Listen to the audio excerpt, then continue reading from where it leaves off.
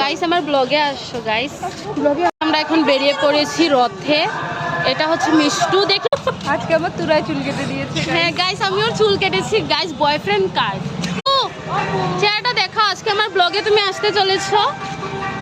মধ্যে দেখুন এত ভিড়, শুধু মানুষ আসছে, কোথা থেকে আসছে জানি না, এত ভিড়। আর ও দেখো না, মানে ওরা দুজন দেখো না, এত সেজে রথে আসার কি দরকার ভাই? আজকে কি পূজা, কি আজকে কি অষ্টমী? অষ্টমী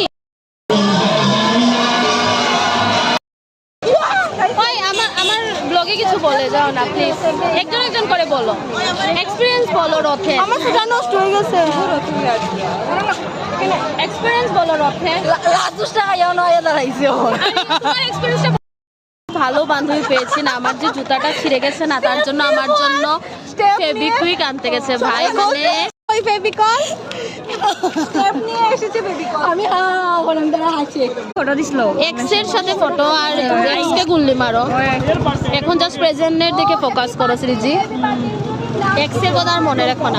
না ফটো দিছিল, আমি কইলা খেলা দিলাম। ওখানে আবার এক্স এর মেসেজ করছে না না এক্স এর আমি এক্স এর ভাইয়া আলকে মেসেজ করছে। এটা বলে কোন গ্রামের বউ দিতাম খুঁজি বিয়া করতো, গরিব ঘরের মাইয়া দিতাম বলে। কেন ভাই, গরিব করে মেয়ে কি ভালো হয় নাকি? ভাল লাগে, ডমিনেট করতে পারবো না। ও এটা এটা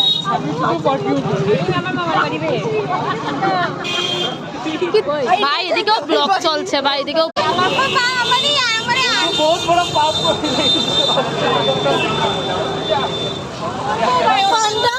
স্টাইল মারতে আসলেন, পানু খাইলিছস। আমি তো ভিডিও আমার তুই ভিডিও লাগাই ভিডিও